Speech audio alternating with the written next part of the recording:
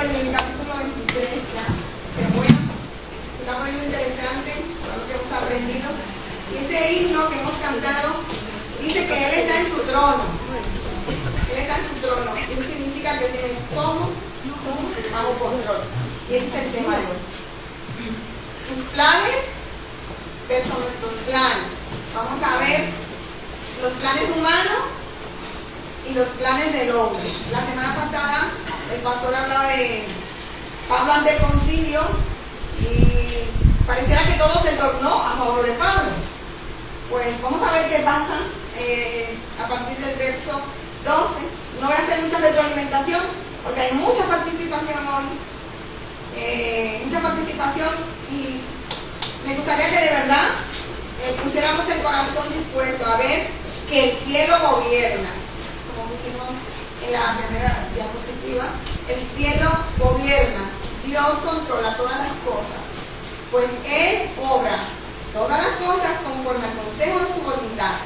Efesios 1:11. Y es lo que vamos a aprender en este relato de hoy de la vida de Pablo. El cielo gobierna, eso significa que hay alguien en el trono.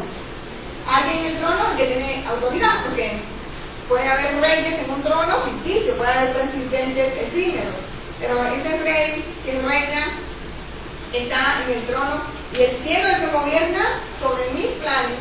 Y es como una fusión de los planes del reino con nuestros planes, con nuestra vida, es lo que vamos a ver. Así que la vamos a leer hoy, van a leer los jóvenes, una parte. Así que va a ver quién es ese jovencito que va a leer algo. Empezamos en el 12. ¿Se acuerdan que nos quedamos con la palabra del Señor? Mi Biblia la tiene en rojo. ¿Saben que hay Biblias que las palabras de Jesús la tienen en rojo? Y dice: ten ánimo, Pablo, pues como has testificado de mí en Jerusalén, así es necesario que testifiques también en Roma. Y dice el 12: venido el día, algunos de los judíos tramaron un complot y se juramentaron bajo maldición, diciendo que no comerían ni beberían hasta que hubiesen dado muerte a Pablo. Eran más de 40 los que habían hecho esta conjuración, los cuales fueron a los principales sacerdotes y a los ancianos y dijeron: nosotros nos hemos juramentado bajo maldición a no gustar nada hasta que hayamos dado muerte a Pablo. Ahora pues vosotros con el concilio requerid al tribuno, o sea, al representante romano, que le traiga mañana ante vosotros, como que queréis indagar alguna cosa más cierta acerca de él, y nosotros estaremos listos para matarle antes que llegue. Ese era el plan humano. Más el hijo de la hermana de Pablo, otra versión dice pero, y cuando en la Biblia hay un pero, un más, sin embargo, nos detenemos, ¿no? Más el hijo de la hermana de Pablo, oyendo hablar de la celada, o sea, de la emboscada, ¿no? Fue y entró en la fortaleza y dio aviso a Pablo. Pablo, llamando a uno de los centuriones, dijo: lleva a este joven ante el tribuno, porque tiene cierto aviso que darle. Él entonces, tomándole, le llevó al tribuno y dijo: el preso Pablo me llamó y me rogó que trajese ante ti a este joven que tiene algo que hablar. El tribuno, tomándolo de la mano y retirándose aparte, le preguntó: ¿qué es lo que tienes que decirme? Él le dijo: los judíos han convenido en rogarte que mañana lleves a Pablo ante el concilio, como que van a inquirir alguna cosa más cierta acerca de él, pero tú no le creas, porque más de 40 hombres de ellos le acechan, los cuales se han juramentado bajo maldición a no comer ni beber hasta que le hayan dado muerte, y ahora están listos esperando tu promesa. Entonces el tribuno despidió al joven, mandándole que a nadie dijese que le había dado aviso de esto, y llevando a 2 centuriones, mandó que preparasen para la hora tercera de la noche 200 soldados, 70 jinetes y 200 lanceros, para que fuesen hasta Cesarea, y que preparasen cabalgaduras en que, poniendo a Pablo, le llevasen a salvo a Félix el gobernador. Y escribió una carta en estos términos: Claudio Licias, al excelentísimo gobernador Félix, salud. A este hombre, aprendido por los judíos y que iban ellos a matar, lo liberé yo acudiendo con la tropa, habiendo sabido que eran ciudadanos romanos. Y queriendo saber la causa porque le acusaban, le llevé al concilio de ellos. Y allí que le acusaban por cuestiones de la ley de ellos, pero que ningún delito tenía digno de muerte o de prisión. Pero al ser avisado de acechanzas que los judíos habían tendido contra este hombre, al punto le he enviado a ti, intimidando también a los acusadores que traten delante de ti lo que tengan contra él. Pásalo bien. Vamos ahí. Hemos leído hasta la carta. Entonces vamos hoy a ver que quién gobierna nuestro mundo, el cielo, y que hay planes humanos y hay planes divinos. Tenemos un calendario de oración. Yo he ido a algunas casas y están en los frigoríficos, y justamente pone eso. Oramos para que los planes del enemigo sean destruidos. El enemigo siempre está haciendo planes, pero los planes que se cumplen son los de Dios. ¿Qué es lo que está pasando aquí? 40 hombres juraron bajo maldición, hicieron como una huelga de hambre en la actualidad. Juraron no comer ni beber hasta que mataran a Pablo. Se nota que estaban en desacuerdo con lo que pasó en los capítulos anteriores. ¿Se acuerdan con los fariseos, los saduceos, lo que vimos, no? Y entonces ellos deciden arreglar el asunto por su cuenta. O sea, como vieron que las cosas no iban a salir bien, pues por su cuenta, por la fuerza, con la violencia. Este es un plan severo, pues ellos se ponen bajo maldición divina. O sea, ellos estaban decididos a matar a Pablo. O mueren ellos o muere Pablo. Están comprometidos a matar a Pablo, para que ustedes vean el corazón de un religioso. ¿Cómo funciona el corazón de un religioso? Porque estaba prohibido matar, pero ellos, su religión, querían matar. Ellos estaban comprometidos a matar a Pablo, pero lo que no sabían es que Dios estaba comprometido en cuidar la vida de Pablo. Cuando a veces se nos olvida que nosotros tenemos a un Dios que tiene promesa, que ha prometido nuestro bien, que ha prometido, a pesar de las circunstancias, darle un fin para su gloria. A lo mejor en ese fin sí no te va como tú deseas, pero Él va a ser glorificado. Amén. Los planes de estos 40 hombres, aquí no vemos 40 hoy, este lado está casi lleno. 40 hombres, fuertes, no sabemos, fuertes. El caso que ellos iban a comer, ¿no? Los planes de estos 40 hombres se vuelven una conspiración, o sea, no solamente un plan mental, sino una conspiración en toda regla, porque ellos involucran a los principales sacerdotes y ancianos. Si el Sanedrín, o sea, la idea es que si el Sanedrín le pide a Claudio, el gobernante romano, que trajera a Pablo, entonces cuando Pablo saliera de la fortaleza, ¿se acuerdan que Pablo estaba en una fortaleza? Cuando Pablo saliera de allí, era una presa más fácil y ellos le iban a caer encima a Pablo. Esos eran sus planes. Y aquí tengo una pregunta para que participemos. ¿Por qué este plan parece tan seguro y sin error? ¿Ustedes creen que es seguro y sin error? Bueno, lo hemos leído. Pero vamos a pensar como ellos, como los 40 hombres. Sacerdotes, ¿quién eran? Según el verso, vamos a ver, eran los sacerdotes, los ancianos. Vamos a pensar como ellos. ¿Este plan es seguro y sin error? Los del sur también pueden participar. Sí, es alguno. ¿Sí? Para ellos era seguro. ¿Entiendes la pregunta? Para los ancianos, para los 40 hombres. Para ellos era algo seguro y que no iba a fallar nada, supuestamente. Que era lo que ellos tenían planeado. Pero para Dios era un plan fallido ya. De antemano por ellos. ¿Alguien más? Están callados, el calor no tiene callados. Sabemos, hermana, que cuando Satanás arma un plan, ya el Señor ya sabe cómo contrarrestarlo. Entonces, como decía el hermano Jacob, para ellos era un plan, ya lo daban por hecho, pero los planes de Dios eran otros. Exactamente, parece como, no sé si saben jugar, yo antes sabía jugar ajedrez, ya de tanto no jugar, no me acuerdo, pero en el tablero hay una pieza que se mueve y tú pones al rey jaque, es como Pablo, jaque. Jaque. Y claro, tú tienes que pensar a ver cómo no te, para que no te hagan jaque mate, porque ahí sí que ya no tienes pan de ir para allá ni para acá. Eso no creo yo, no. David. El plan parece seguro porque ellos están mirando todas las posibilidades que hay para, pues si viene alguno contando lo que sea, pues ellos saben qué contestar. Están mirando todas las posibilidades menos la que tienen que mirar, que es la de Dios. Pero para ellos, al mirar todas, se creen que parece que sea seguro porque lo tienen todo atado. Como coartada, dice en la película. La coartada es el plan parece seguro. Los líderes, los 40 hombres que Sanedrín no tienen nada que ver, porque ellos iban a estar en donde se reunía la asamblea. Pablo iba a ser atacado en el camino. Así que el plan a los ojos humanos es infalible, es el plan, el mejor plan, como los planes de Satanás. Él siempre tiene sus planes contra tu familia, contra la iglesia, contra tu vida, y parecen los mejores, pero los planes que te cumplen, los planes perfectos son los de Dios, y eso lo vamos a ver, ¿no? Entonces el plan a sus ojos es infalible, y a lo mejor a los ojos del que lo sabía. Pablo no creía eso, Pablo tenía una promesa.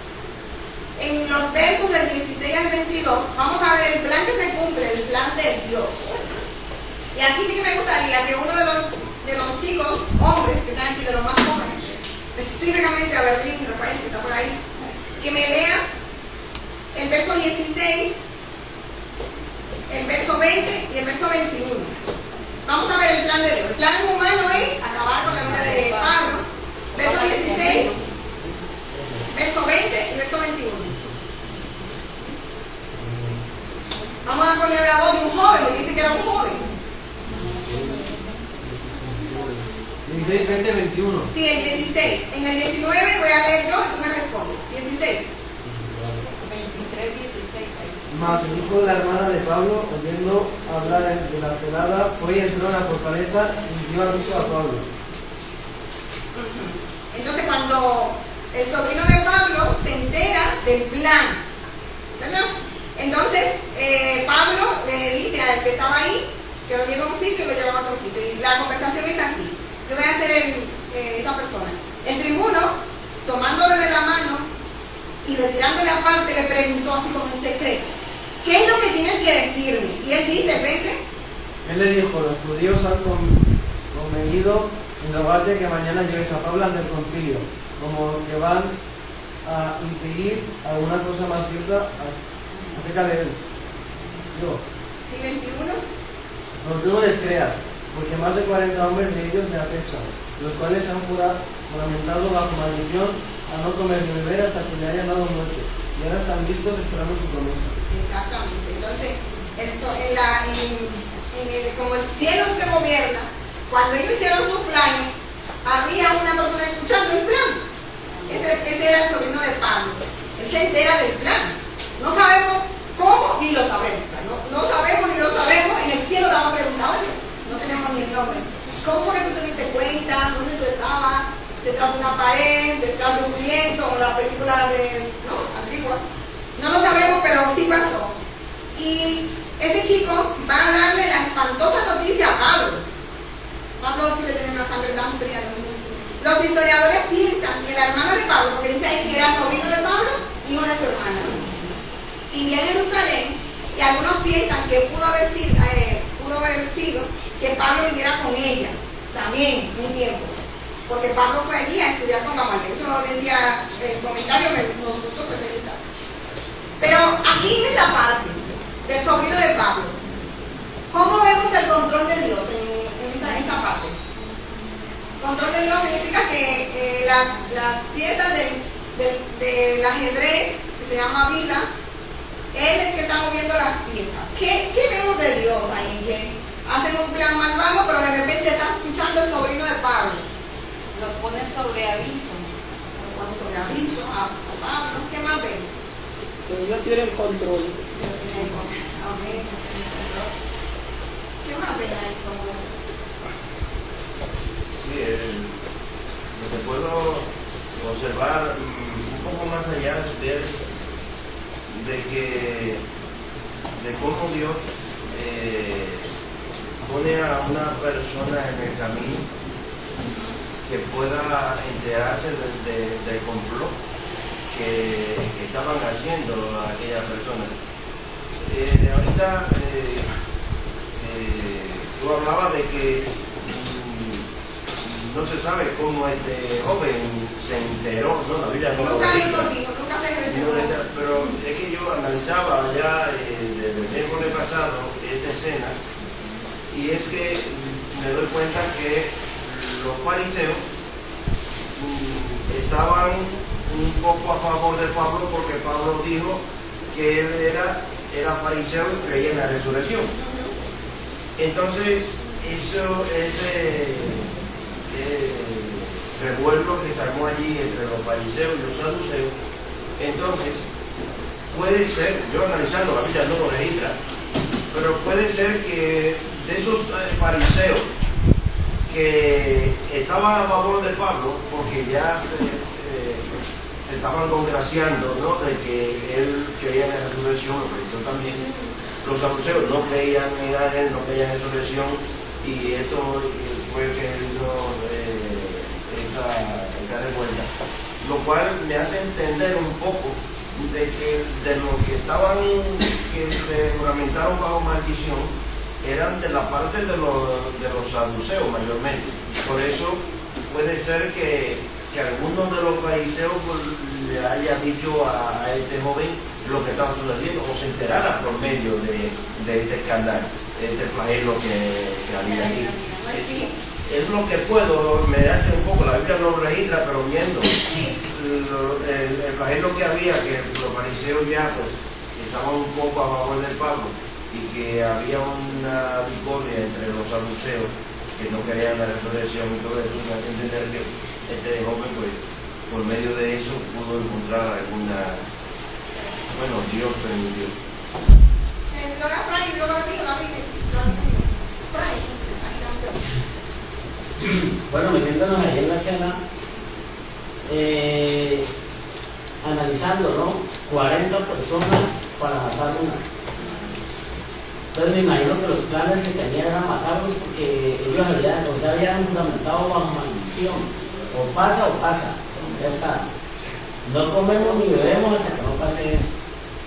Ese era el plan, ¿cierto? Ahora tú imagínate de que el que escuchó fue el sobrino de Pablo, o sea, van a matar a mi tío, ¿sí?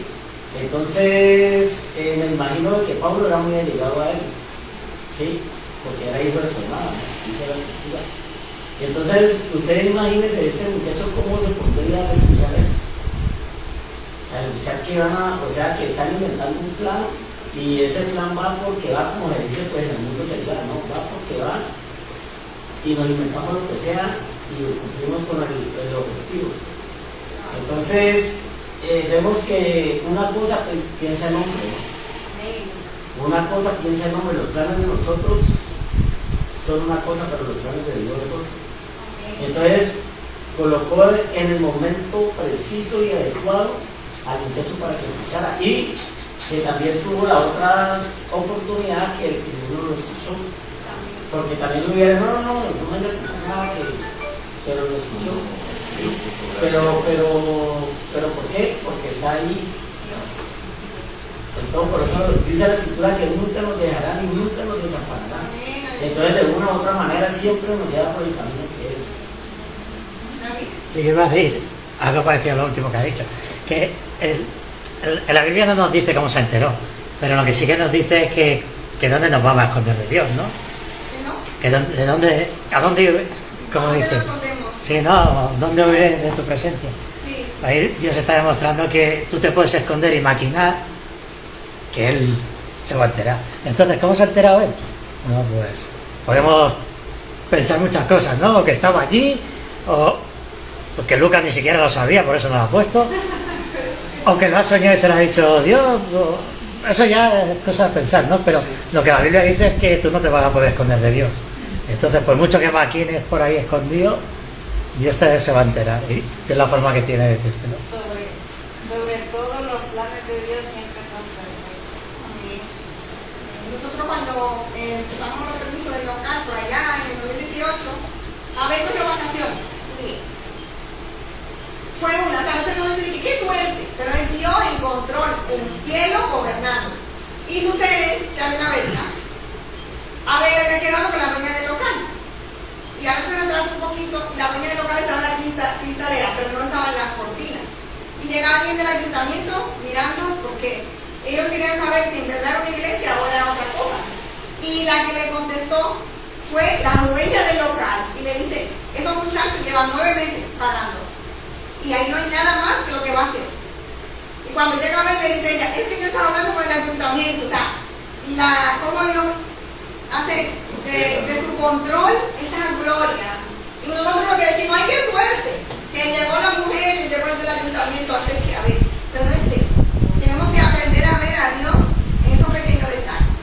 Reconocerlo en nuestro camino. Reconocer que el Señor está en control. Y yo le preguntaba a Abel, oye, digo, pero ¿por qué Dios no usó un ángel?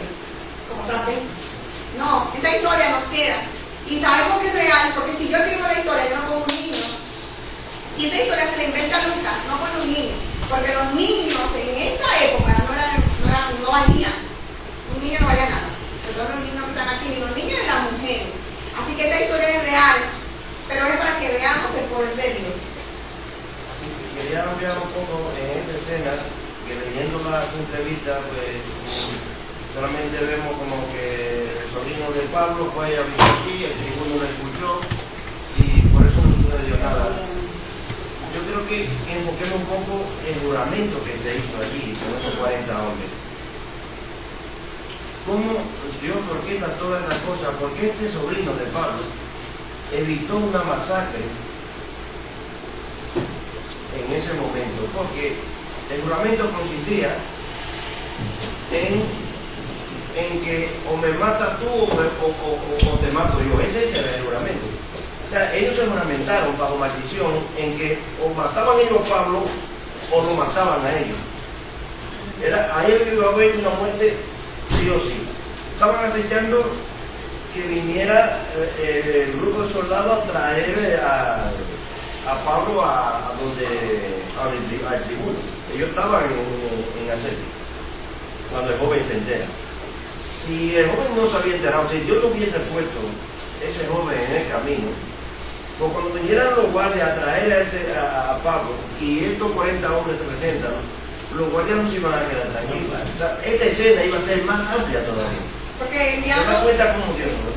El diablo solamente viene a matar, robar y destruir. O sea, se lleva a Pablo de en medio, se lleva a los judíos y no tendríamos la historia. Pero ellos murieron a 40 entonces. Se murieron de hambre porque dijeron que se iban a... No llegó a suceder porque Dios tuvo el control. Sí, pero que no dijeron que se van a comer ni beber. Entonces lo dieron. Ellos hicieron anatema, en verdad, nunca lo dejan en el aire. Como hay muchas historias bíblicas que caen en el aire y le ponen final. Porque no se hicieron anatema, se hicieron maldición. Yo estuve buscando y nadie dice nada. Pero eso fue por la mañana.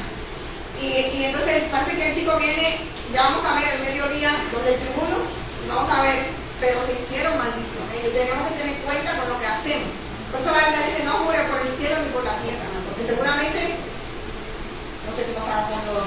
Tenemos varias, ¿eh? Así que seguimos, tenemos 30 diapositivas. ¿Qué vemos? Que el Señor puso al sobrino de Pablo, quien escuchó la conspiración. O sea, en el momento preciso, en el momento justo, en el minuto exacto, el Señor le dio valentía al sobrino de Pablo, como lo han dicho los hermanos, y las palabras necesarias para hablar de manera indiscutible sobre la conspiración del comandante. O sea, era un niño. Dios puso gracia. Dios puso gracia. Pero vamos a ver, hermanos, ¿qué edad ustedes creen que tenía ese muchacho? Según el verso 19. Hay que escudriñar la escritura, hay que echar hoja para la derecha, no para la izquierda. Yo creo que era tan pequeño, porque dice que lo cogió de la mano. Amén. Y también yo pienso que lo que Dios hace es perfecto, porque él podía haberle dicho delante, ¿no? El que lo llevó.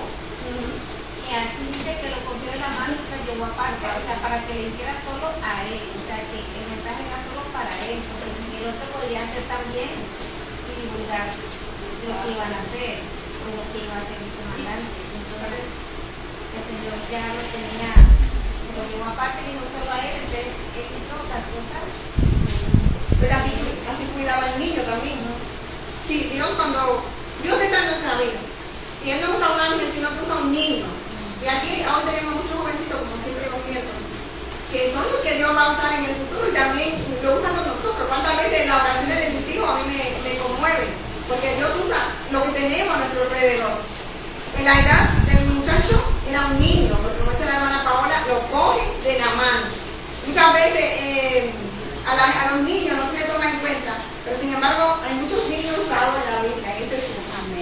El sobrino de Pablo estaba en el propósito y el plan divino de Dios. Y cada uno de nosotros está en este mundo con un propósito, con un plan. Y ese muchacho en ese momento, sin saberlo, participó en los planes de Dios. Porque Dios te veía a ti y me veía a mí. O sea, si Pablo moría, bueno, el evangelio iba a llegar, pero de otra manera. Y él, ese niño anónimo, porque la Biblia no es un libro de héroes, sino un libro de los planes de Dios.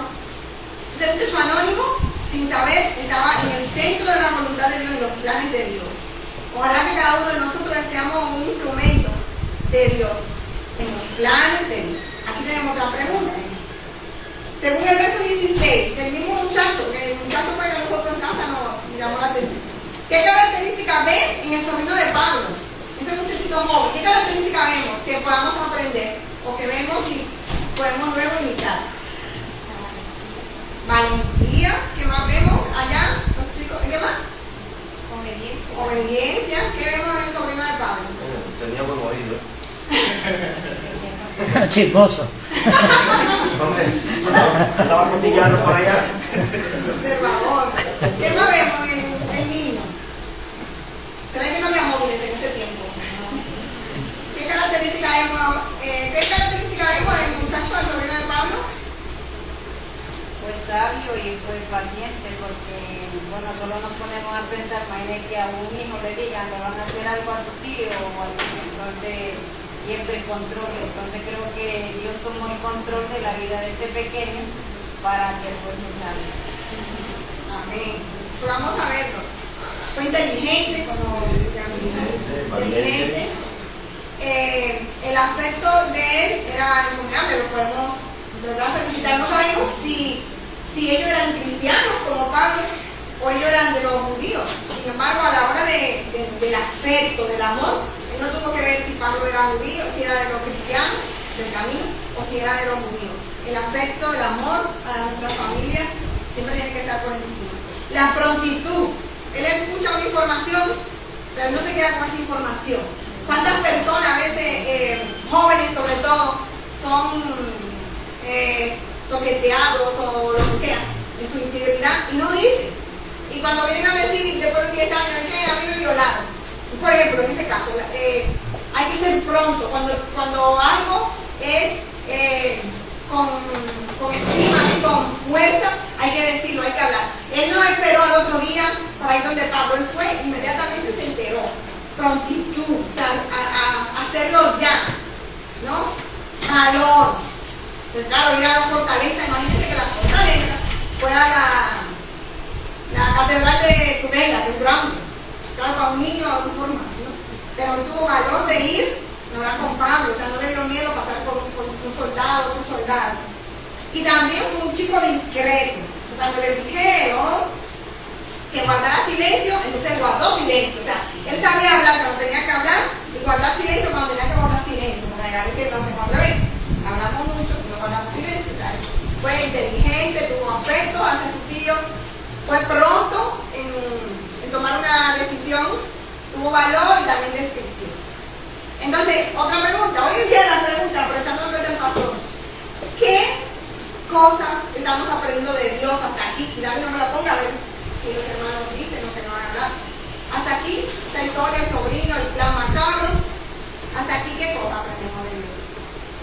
Que Dios conoce los planes del enemigo, pero Dios siempre va adelante. Y que Él siempre toma el control. Ahí veo un Dios de promesa, que cumple su promesa. Porque es que Pablo ve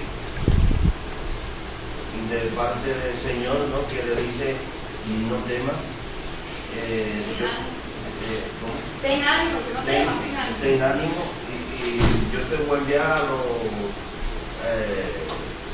los gentiles, que es lo que le dice, te voy a enviar a los gentiles, que era donde Pablo quería llegar, a Roma. Entonces Dios entendió que cumplió su promesa, porque él respaldó, ¿no? la palabra de Pablo y le guardó de este peligro. Hay muchas cosas que Dios está haciendo en la vida cotidiana. A veces uno se queja porque te toca hacer algo, pero Dios está trabajando en lo que hacemos, en lo que tú haces, que Dios trabaja. Esas son las herramientas de Dios, lo que tú haces, donde estás. A Pablo se le permite tener visitas en el cuartel. Eso no era tan normal en esa época. Pablo parece haber tenido una relación amistosa con el centurión y el comandante, porque le pide al centurión que llevara a su sobrino al comandante, y el comandante cumplió, el centurión va y lo hace inmediatamente sin cuestionar. Aquí yo tengo que llevar a ese niño. ¿Qué es lo que tiene que decir el niño? Todo eso es Dios. Entonces, cuando llevan al niño a donde Claudio confía lo suficiente en Pablo para escuchar al niño, y luego es lo que le dice el niño. Y eso no es nada menos que Dios, que está abriendo puertas y cerrando puertas. Ojalá que podamos reconocer a Dios en nuestros caminos. Y así cuando lo reconozcamos, Él va a cumplir su plan. Si tú no lo reconoces o no, porque Él es bien. Pero qué bueno que podamos decir, mira, no fue la suerte, fue la canción. Es que siempre estuviste ahí. Hay otra parte que veo, que Pablo no estaba preso en calabozo, sino que estaba detenido para una investigación, porque el sobrino va y habla con él, y él es el que le manda con el soldado al tribuno, lo cual vemos que Pablo estaba mayormente respaldado, porque el tribuno lo llevó para respaldarlo, para custodiarlo, que no le lincharan. Y está, del verso 23 al 24, que dice que Pablo fue llevado, o sea, cuando el tribuno entendió, le dijo al chico que guardara silencio, que se estuviera tranquilo. Y entonces vemos que Dios cumple su promesa, porque entonces Pablo escapa, ahí sí no escapa, pero Dios lo lleva a Cesarea, pero lo lleva custodiado con una escolta militar y una carta relatando todo el caso al gobernador provincial, que es Félix. Ahora vamos a ver otro personaje, ya no va a ser Claudio. Uno como que yo, cuando leo la Biblia le cojo cariño a los personajes. Ya no vamos a ver a Claudio, Licias, más, que lo pone ahí el nombre, por eso llevamos 4 semanas, Claudio, era el hombre que estaba usado por Dios para cuidar la vida del Padre. Y Dios también a nosotros pone personas que nos cuidan, que nos ayudan, que nos bendicen, igual que en esta historia. Entonces, seguimos. En el verso 23, vamos a considerar unas cosas que ellos dicen, ¿no? Vamos a considerar, vamos a leerlo. Y llamando a 2 centuriones, mandó que preparasen a la hora tercera de la noche. Eso era las horas se contaban desde las 6, los de allá y el móvil, los de atrás. Las 6, las 7, las 8, las 9. Entonces eran las 3, ahora lo miraremos, porque ellos contaban los días de 6 a 6 las horas. Las 6, las 7, las 8, las 9. Serían las 9 de la noche. Lo que pasa es que Reina Valera lo dice, la hora tercera, pero claro, tenemos que traducir.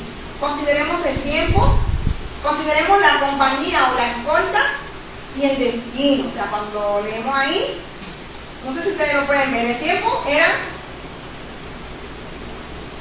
la tercera hora de la noche, es decir, las 6, las 9 de la noche.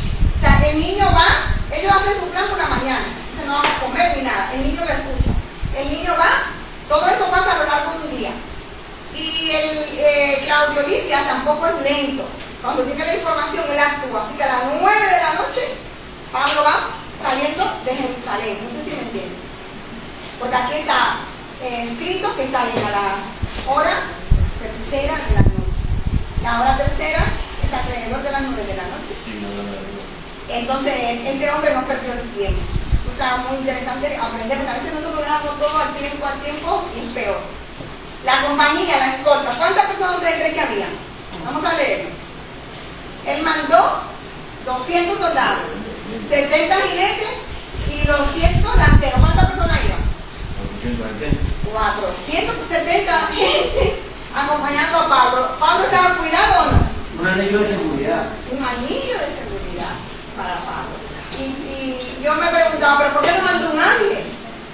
Pero para que hoy nosotros sepamos que Dios a veces usa ángeles, pero a veces usa lo que está a su alrededor y para su gloria, 470 soldados.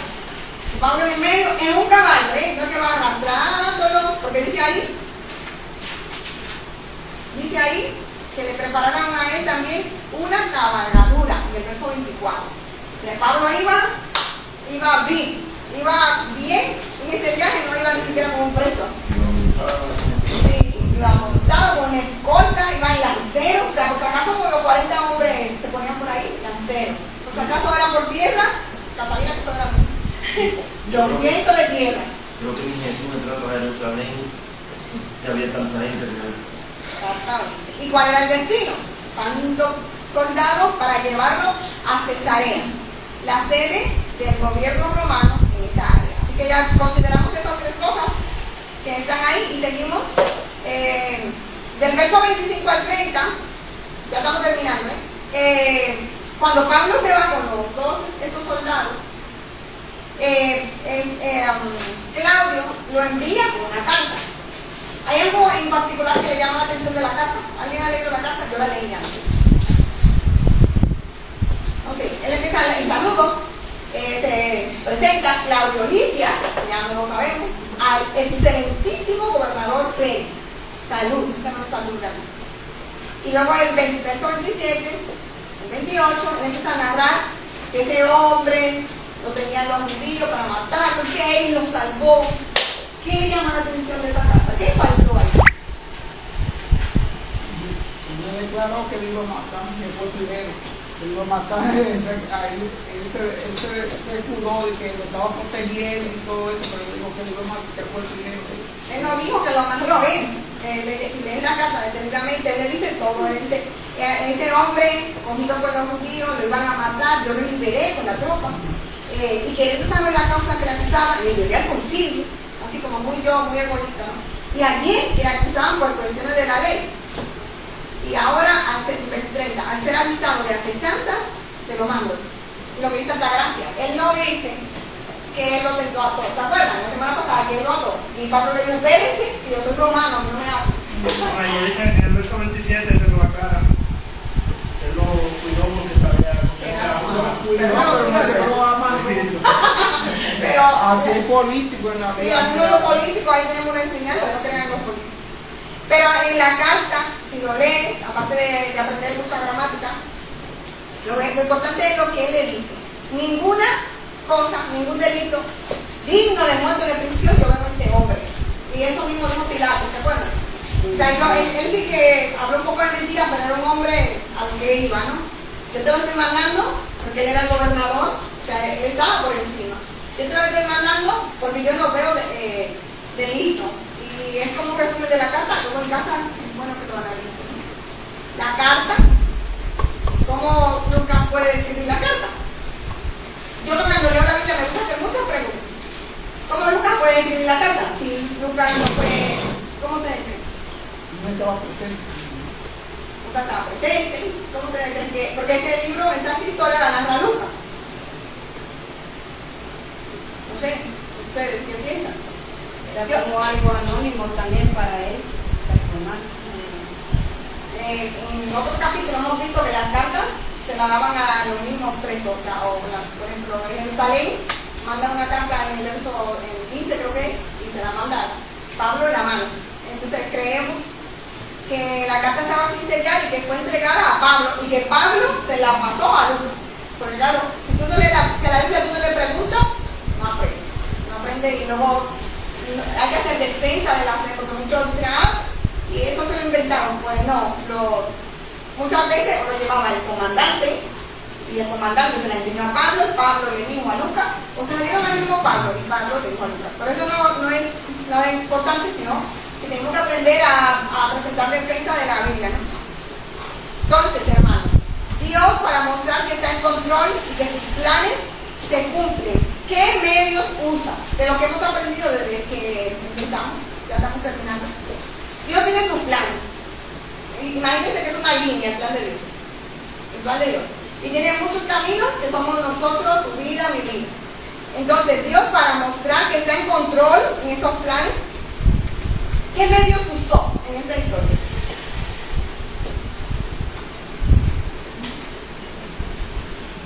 Puso al gobernador, puso a los soldados, puso al mismo pueblo, a los sacerdotes, a todo el mundo Dios usó ahí. Porque hasta el sobrino del Pablo. Lo que usó para bien, porque los otros eran peones que lo mataban. Cuando juegas ajedrez, según el caballo, que juegan él es el caballo. A los peones, a los que no los mata y los quita. Son piezas que están ahí, pero no, a menos que corone el peón y tal. ¿Qué cosas? Entonces tiene dos reinas, ¿era así? ¿No? ¿Qué cosas vemos que Dios está usando para su plan? No está usando ángeles, no está usando arcángeles, está usando cosas de la vida normal, como el sobrino de Pablo, la ciudadanía de Pablo, al comandante, como dijo la hermana. Pero nosotros queremos, cuando tenemos problemas, que Dios mande un ángel, que sí, que si quiere mandar, lo mande, que no pasa nada. Lo que aprendemos es que Dios no se rige por un esquema. A Pedro, cuando estaba en el mismo peligro de muerte, al principio de eso, lo salva con un ángel. El ángel abre la puerta y sale. Sin embargo, aquí Pablo es usado con las cosas que tiene, su ciudadanía, su sobrino, la gracia de Dios. Y nosotros tenemos que saber que Dios va a usar en nuestra vida lo que tenemos. Tu esposo, tu esposa, tu hijo, tu amigo, el hermano Miguel. Y no nos podemos sorprender si Él quiere que usa un ángel, porque Él puede hacer como quiera. Pero que sepamos que sus planes no lo podemos esquematizar, ¿sí? Que muchas veces cuando nos encontramos a gente así, al menos yo lo he escuchado y alguna vez lo he dicho, es como que me he encontrado con un ángel, ¿no? Que le llamamos ángel, no hace falta que sea un ángel de estos que imaginamos, con alas ni nada, sino cuando viene una persona así, como sobrino, como cualquiera, que te aparece en el momento justo, dices, lo trata, o en tu mente, ¿no? Dices, se me ha parecido un ángel, o lo llamas ángel, así, no sé, por costumbre, ¿no? Obrando a nuestro favor. Y tenemos que tener los ojos como abiertos, porque Él siempre está orando, ¿sí? Bueno, nos preguntamos a nosotros, ¿ha hecho eso Dios con nosotros? Una pregunta, ¿no? Sí. Y sabemos que lo ha hecho porque mandó personas a que nos hicieran conocer la Escritura, ¿no? Y por eso hoy estamos aquí reunidos cada día aprendiendo más. Entonces, esos son los planes de Dios. Sí, por lo menos aquí hay un punto, aquí en Romanos 10:11, que dice, pues la Escritura dice, todo aquel que en él creyere no será avergonzado. Entonces, nosotros vemos de que Pablo, Pablo fue tan dedicado que uno dice, uy, hasta ahí llegó, que no, hasta ahí no llegaba, porque no siempre le colocaba, le tenía otro punto por donde salen personas. Bueno, igual, eso pasa en nuestros días también, que a veces tenemos dificultades que las vemos como un muro, y nosotros, ¿y ahora qué hago? Y llega una persona, una hermana, bueno, alguien, y te muestra por dónde caminar. Entonces, yo decía, y lo hará otra vez, o sea, él sí se exhibirá. O sea, mi mamá decía, Dios va a establecer su orden en tu vida. Me acuerdo mucho porque luego sacaron una canción. Ella me decía una situación que tuvimos cuando la crisis, todos tuvimos la crisis, en 2012, y yo estaba embarazada. Y ella me decía, ora Señor, que establezca su orden. Y recuerdo yo que estábamos trabajando. Bueno, yo no, creo que yo estaba cobrando algo, o sea, y no le pagaban, ¿se acuerdan? Yo me iba para de Ramona, digo yo, como yo casi no comía, había un tomate de Ramona que como, porque no había una crisis y trabajaba y la empresa quebró. Y recuerdo que Dios usó una mujer y nos llevó una compra. De hecho, la mujer puso la compra mis antojos. Los antojos, lo que a mí me gustaba, o sea, y yo no le dije a ella para mi antojo, porque ¿Por qué estoy en esta situación? Porque yo estaba embarazada, estábamos colaborando en la iglesia. Y teníamos el coche de reserva, pero yo. Y íbamos a un punto de misión por ella. Estábamos en la iglesia y teníamos los jóvenes, todo lo que hacemos aquí casi. Y yo decía, pero yo sé que tú eres fiel. La otra hermana nos echó la gasolina, la llevamos por ella. Y era así, teniendo trabajo, estando colaborando en la iglesia. Pero no podemos dejar de decirle al corazón, Dios está en control. Dios está en control. Aunque tú lo veas, mejor cierra los ojos, porque cuando la mente espiritual tú ves que todo está mal, que tu hijo sigue rebelde, que el marido no te hace caso, alguna situación de convivencia, pero Dios sigue en control. ¿Hay alguien? ¿Sí? Pastor. Sí, pastor. Vale, dile. No te habrá oído, con la mano así. A ver. Dios te bendiga. Amén. Desde el más allá, pastor. Me llama mucho la atención la promesa que Dios le hizo a Pablo, que no temiera, que no sabía que el país él mismo iba a estar en Roma, y Dios entiendo lo que otra cosa que también me atención es que uno, en la carta que relata al emperador, el versículo 30, la segunda parte, él acepta no la responsabilidad, la protección de da a él, él le dice que también al punto le enviaba intimidando a los acusadores, traten delante de ti lo que tengan que pensar y se pasa lo que mientras que estoy viendo está dándole o sea, sobre Pablo, Cortés este grupo de personas que quieren hacer Dios aún tiene su promesa, aún a través de ¿verdad? De cual ve como Dios, porque tanto va a cumplir y Dios esa para nosotros no la vemos ahí, ¿verdad? Y podemos disfrutar de lo que quieran. Es decir, que el segundo se lo entrega al gobernador y el gobernador lo iba a cuidar. Y al final, toda la historia tiene un final, es el verso 31, y dice: los soldados, tomando a Pablo, como se les ordenó, le llevaron de noche a Antipatris.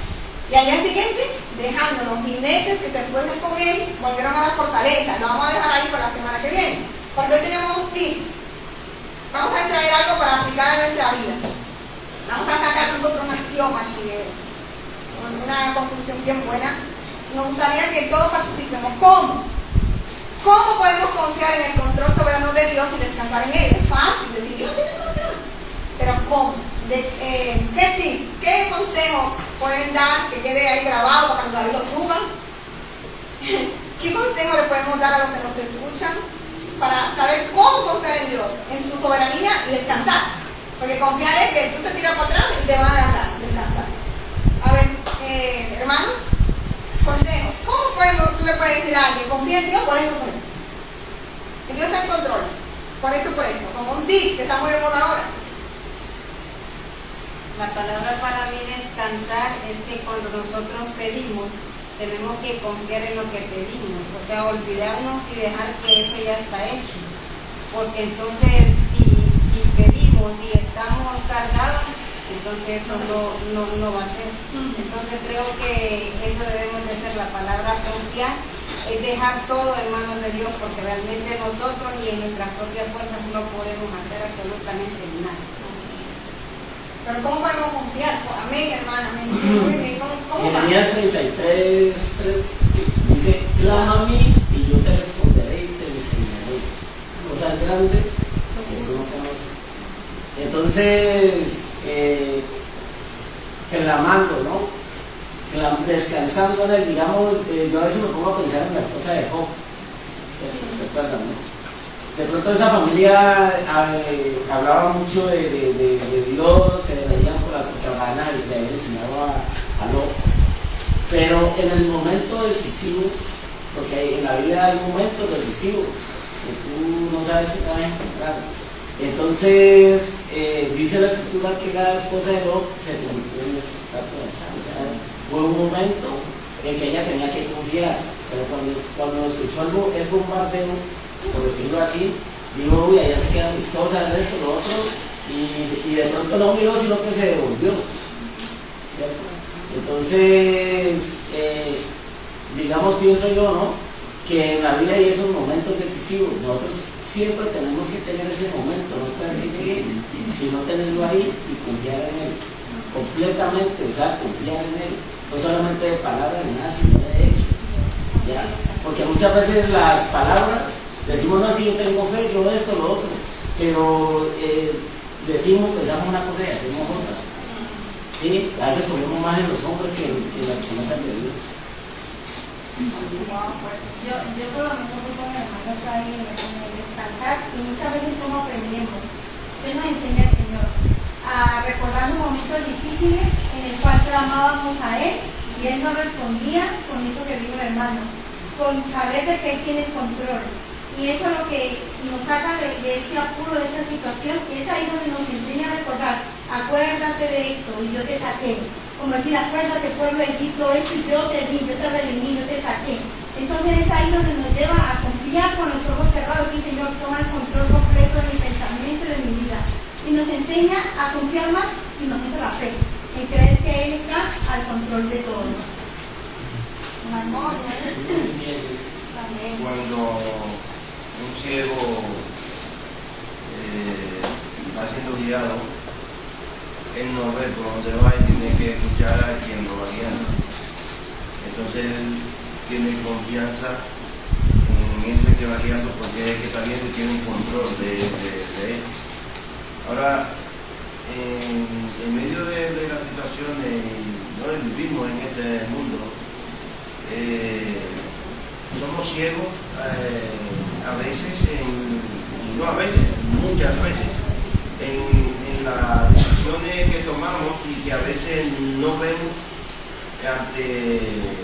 ante problemas que se nos presentan, como que no vemos más allá y tenemos que dejar a quien está viendo que guíe, que nos guíe, y quien nos está viendo es Dios, quien conoce nuestro futuro. Entonces, como Él es el que tiene el control, Él va guiando nuestro paso, nosotros estamos a ciegas y tenemos que dejar que Él sea quien nos guíe en medio de la oscuridad o en medio de la ceguera, ¿no? que llevamos. Además está bonito algo que dijo la manada de que Dios, él se presentó la compra y sabía que había algo allí que ya le gustaban los antojos, ¿no? ¿Y quién lo sabe? El Señor conoce todo lo en nuestro corazón, lo que nosotros deseamos, y cuando lo dejamos a Él obrar, Él ahí actúa, conforme Él conoce todo. Amén. Joel, David, ¿no? Sí, la única manera de confiar en el control soberano de Dios, igual es conociendo a Dios. Ahora bien, ¿cómo confías en alguien que no conoces, que no has visto? ¿Verdad? Miren, la única manera es a través de los tips que la Biblia dice, a través de la oración, leyendo la Escritura, conocemos a un Dios soberano y podemos confiar y podemos decir a una persona con toda la certeza, sin temor a equivocarnos, y poner nuestras vidas enteras de juicio. Por eso decirle, cuando oramos y leemos la Biblia, créame que le dice a cualquiera y pone su cabeza confiado de que Dios le va a respaldar. Amén. Sí, que yo iba a decir, más o menos, voy a resumirlo en 2 palabras. Es que creer en Dios y creer en lo que Él dice. O sea, porque eso está muy bien, que tú cierras los ojos y te tiras para atrás, pero tienes que creer que el que está atrás, porque si tú no confías, no crees en lo que Él te ha dicho, pues no te suelta. Y si te sueltas, eso sería la fe ciega, que yo digo que fe ciega no tenemos tampoco en Dios, porque sabemos lo que Él ha dicho, ¿no? Y lo que Él ha dicho es verdad. Entonces no es una fe ciega, no es cerrar los ojos y pensar que me va a coger, porque eso sería lo que le decía Satanás a Jesús, que soltara, ¿no? Que ya le mandaría a algunos ángeles. Eso sería una fe ciega. Y creo que es eso, creer en lo que Él dice es verdad. Hay algo aquí de lo que te voy a decir, pero es que te pregunto, tú no confías, o sea, si a ti llega una persona que ninguno dice nunca, no confías en esa persona ni sabes, porque no sabes quién es. Para que tú demuestres confianza en esa persona, tienes que comenzar a compartir con esa persona. Por ejemplo, la primera vez que yo llegué aquí era totalmente un extraño y ustedes para mí. Pero a medida que empezamos a tener más relación como amigos, a hablarnos, a compartir experiencias, comenzamos a como afinar esa confianza hasta cierto punto, ¿verdad? Es la única manera digamos, de esa fe ciega, o que no existe una fe ciega, porque la fe está basada en algo que nosotros no vemos, pero que es real. Porque es totalmente real. La fe no es ciega, la fe es lo más real. La Biblia dice que las cosas que están hechas fueron diseñadas por lo que no se ve, eso es fe. Entonces, eso viene de algo que ya está estructurado por Dios. Yo digo, y vuelvo a decir, si yo no oro, si yo no leo la Biblia, mi corazón no va a confiar en Dios.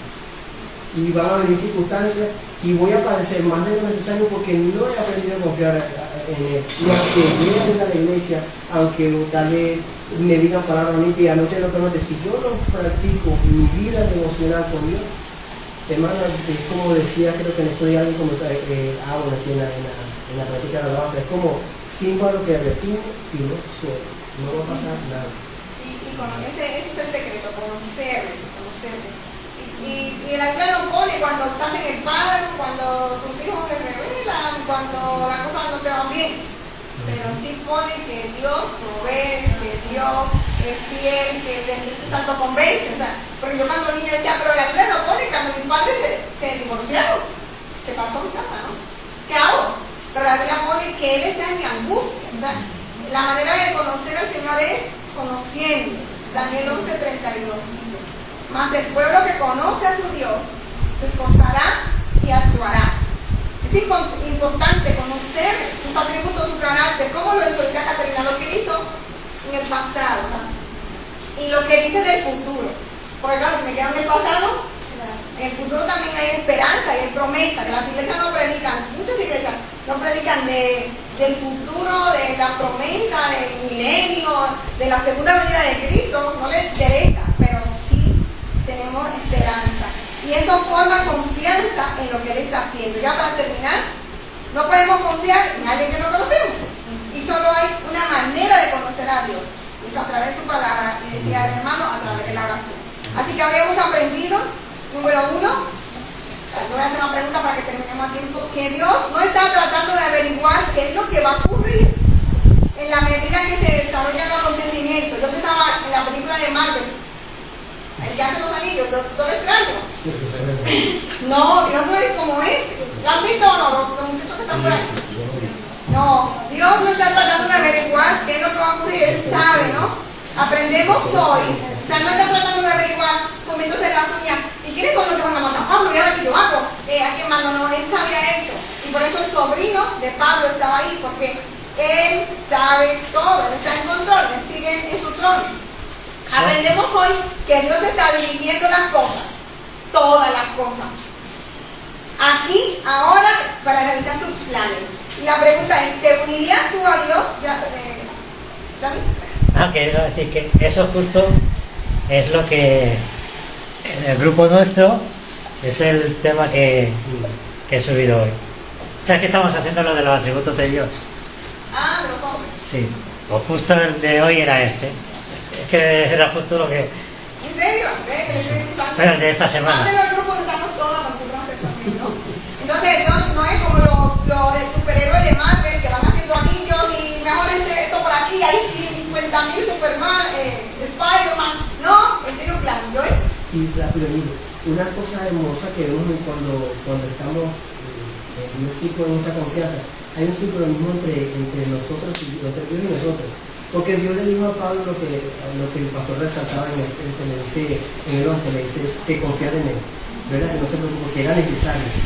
Y cuando el niño le dice a Pablo lo que usted dice, él no se preocupe, él no dice, pero me van a matar, ¿y aquí qué hago? Pablo de una dijo, o sea, fue Dios direccionando todo en eso, o sea, Pablo estaba en esa dirección de Dios, ya el Señor se le aparece y le dice, es necesario. Cuando le dijo necesario, ya el Espíritu de Dios estaba en Pablo también. Cuando Pablo recibe la noticia, no se alarma, sino que dice, mándalo allá, y todos obedecen a esa dirección que ya Dios tenía para Pablo. Los que confiamos en Dios no tenemos temor de malas noticias, y van a venir malas noticias. Número 2, los planes que se cumplen en el mundo entero son los de Dios, porque Él está en su trono, el cielo sigue gobernando. Y la última que aprendemos es no perder el tiempo. Ser guiado por el Espíritu Santo como el general que va a manejar la policía. Y el sobrino de Pablo, ser diligente, ser diligente. ¿A cuántas personas podemos salvarle la vida si le hablamos del Evangelio? Así como este chico salvó. Pero Dios sigue en su trono, lo sabemos, nos unimos a sus planes, no importa si eres chico, si eres grande, podemos unirnos a sus planes. Una cosa que yo hacía, porque ahora ya otra, era preguntarle, Señor, ¿cuáles son tus planes? Llévame. Y aquí estamos. De niña, así muy pequeña. Señor, ¿cuáles son tus planes? Llévame. Y el Señor fue, ¿tú quieres que te cuente mis planes? Y me fue poniendo, que de hecho, yo me pongo a mirar la vida, desde como yo conocí a mi marido y todo, es Dios respondiendo. Pregúntale, ¿cuáles son tus planes? Yo me quiero unir a tus planes, como el sobrino de Pablo, que colaboró en los planes de Dios. Y la pregunta, ¿estás colaborando en el plan de Dios o en tus planes, en tu reino, en tus asuntos? Así que ahí le dejamos el mensaje. Yo sí quiero orar antes de terminar, Señor, te alabo, porque tú estás en el trono con poder y gloria. Y nosotros no somos los que tenemos el control de nuestra historia, sino tú. Por eso hoy nos rendimos, Señor, ante ti, reconociendo, Padre, que tú sabes lo que estás haciendo. Aun cuando parece que no tiene sentido para algunos o para los que estamos aquí. Sabemos que tú tienes planes, Señor. Y aún así terminemos como no deseemos o como anhelamos. El final que tendremos será el que tus planes y tus propósitos han escrito desde antes de la fundación del mundo. Porque sabemos que el enemigo solamente estorba tus planes. Padre, te pedimos por esas cosas que nos angustian, ayúdanos a confiar, como decía Joel. Sabemos, así como Pablo sabía, y el Señor vino y le dijo, ten ánimo, sabemos que hay cosas que nos van a desanimar. Señor, pero ayúdanos a tener la fortaleza para en el momento de la prueba, del fuego, reaccionar, Señor, bíblicamente, sin pánico y con unas respuestas desde el cielo. Te presento a los hermanos que están en dificultades, Señor, para que tú le ayudes. Y también a nosotros, Señor, para que tú sigas mostrándonos tu reino, tus planes. Padre, tú sabes que queremos colaborar contigo, Señor, en tu obra, en las familias, en los jóvenes, Señor. Ayúdanos, muéstranos dónde tú estás colaborando, Señor, y que se haga tu voluntad aquí en nuestra iglesia como en el cielo. Porque sabemos que el cielo gobierna nuestra historia. En el nombre de Jesús.